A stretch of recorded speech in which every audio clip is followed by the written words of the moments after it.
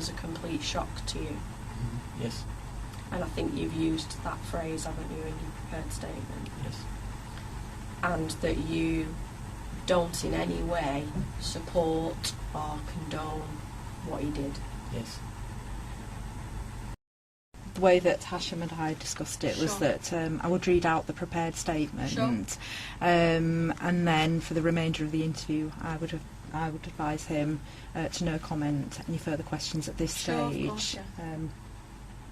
Is that the way you still want to proceed with that? Okay, yeah. Over to you, Sam. I, Hasham Abedi, state as follows. 1. Salman Abedi was my elder brother.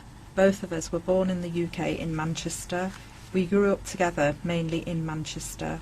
We went on family holidays to Libya as we have extended family there. We both attended Burnage High School. He was 2 academic years above me. Salman finished year 11 and moved back to Libya. I had finished year 9 and also moved to Libya. This was as a result of the whole family moving back, as a result of Gaddafi having been removed from power and the country being more stable for us. About a year later, Salman returned to the UK. I stayed in Libya. A year later, I came back to the UK with the family. I started at Northern College. Salman attended a different college. We were a different age group, so we had different sets of friends.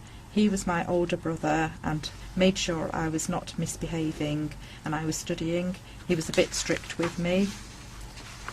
The following year I went to Openshaw College. I studied electrical installation.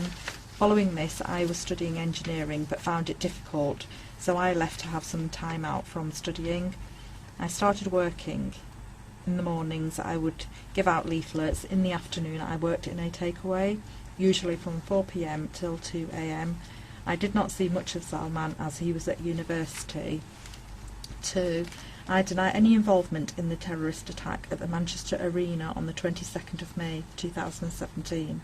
I was not involved in the instigation, preparation or commission of it. The first I heard of it was on the 23rd of May, a few hours before I was arrested by the FTS in Libya.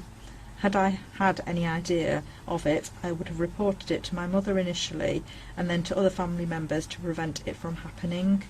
I was shocked my brother had done this and felt bad for everybody. I could never have envisaged that my brother had it in him to do this to innocent people.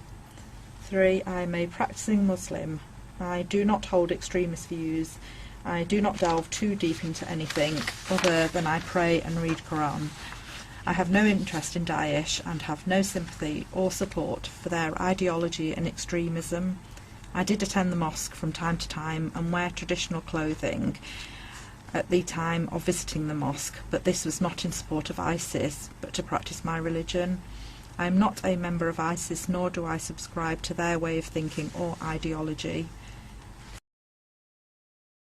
My eldest brother. He purchased tickets for Salman and I to travel to Libya for a holiday in April 2017. I met at 74 Somerton Court in mid-February. I was with Salman. Salman told me he was going to rent it and then sublet it for more money than the rent. Salman and I still lived at 21 Elsmore Road and I never lived at this flat. I have never seen large plastic containers or smelt petrol or diesel there. Is the key holder of 44 Lindham Street. I went to the key holder's house with Salman to pick up the key for 44 Lindham. Salman said he had friends coming over and they would stay there. And I worked together at his uncle's shop. I asked him to buy acid as my family needed it in Libya for a car battery. He is my cousin.